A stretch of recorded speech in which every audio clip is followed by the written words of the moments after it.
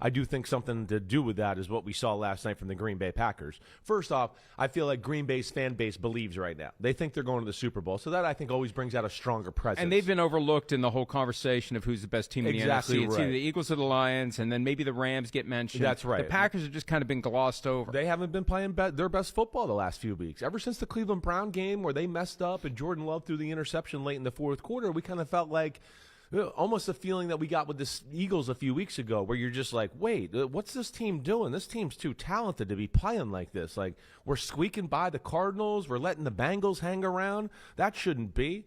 And I think in the second half last night we saw the first 2 weeks of the year Packers team where things clicked. Jordan Love was extremely efficient. The defense started to put pressure on Rodgers. People weren't open. They obviously made some halftime adjustments to kind of stop Rodgers and the Steelers from all the dink and dunk stuff. And the playmakers from the Packers just started to show up all over the football field. And Jordan Love, again, showed the Green Bay fan base, hey, Aaron Rodgers was awesome, but you got me now, and I'm damn good. I'm one of the better quarterbacks in football. And the one thing I love about him, is his ability to look down the field and be aggressive and try to throw big throws down the football field that change the game.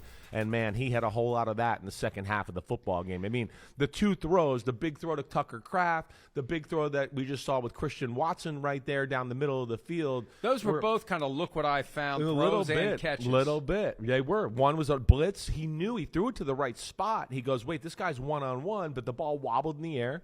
And then we watched Tucker Kraft make an amazing play, and we're watching Tucker Kraft become one of the best tight ends in football, if not the best. Did you know he was a national tight end yesterday? I mean, I don't need to be reminded of it. yeah, thank you. Like, there's every a point where, shut up, we know it's National Tight End Day. Yeah, right. But within all of that, I think we saw the Packers playmakers, and with Christian Watson back in the lineup, their offense goes to another level of scariness. And I knew they were excited about having him back in this one.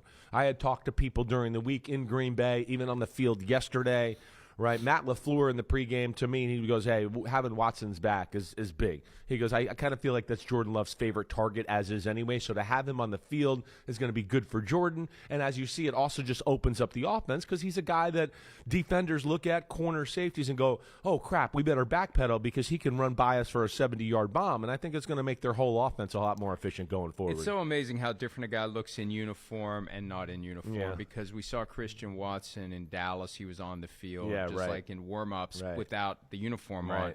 And then last night in uniform, it's like these guys transform into superheroes when they put the uniform on, don't they? Well, when the uniform – I think we saw him on the sidelines. He was kind of dressed in, like, fashionable, baggy stuff when we saw him in Green Bay. So you don't get appreciation for maybe how big he is and how muscular he is. And then he comes out in a uniform where it's like, whoa, that thing's skin tight. And you go, holy crap, he's got a pair of legs on him. Holy crap, he's big and got some broad shoulders on him, right? And he's a specimen that way.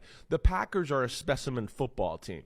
I'm into the look test very much, and I think you might have heard me maybe after the pregame when we got into the viewing room again. I just went, man, I know I said this last time, but Green Bay, being on the field with them, they're an impressive-looking football team. Got the right look at O-line, D-line, got a tight end and receiver that are all like, all their tight ends are good-looking. The receivers are all good-looking. The running backs are thick and stout, and we know the defense looks that way too. So, yeah, I'm very impressed with Green Bay, and if they could play like they did in the second half last night, they're one of the best teams in football and one of those short list teams that I think you and me always talk about to go not just a playoff team, a team that can win the Super Bowl when they're playing their best, and that's what Green Bay is. Absolutely. Yeah. And, again, they've done it quietly because that loss to the Browns kind of stained them at a time when the Eagles were flying high and the Lions were reestablishing themselves after losing to the Packers. I mean, the Packers had those first two wins. Yeah. We're like, here we go. Bad Browns. And then it's like, tie against the Cowboys where you're like, wait, you were controlling the game and you let the Cowboys back in it? The guys talking about going undefeated. And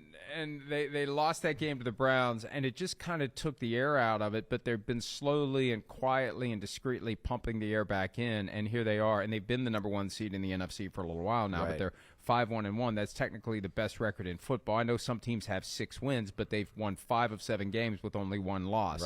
That tie is going to help them. That tie is going to help them. It's going to break a tie somewhere. It's going to avoid a tiebreaker somewhere by having that tie, unless there are more ties as the season unfolds. But They look really good. And to come into Pittsburgh and score 35 points, regardless of whether or not the crowd is 90-10 or 60-40. Hi, it's Mike Florio. Thanks for watching PFT on YouTube. Hit subscribe for the latest news and analysis from Pro Football Talk.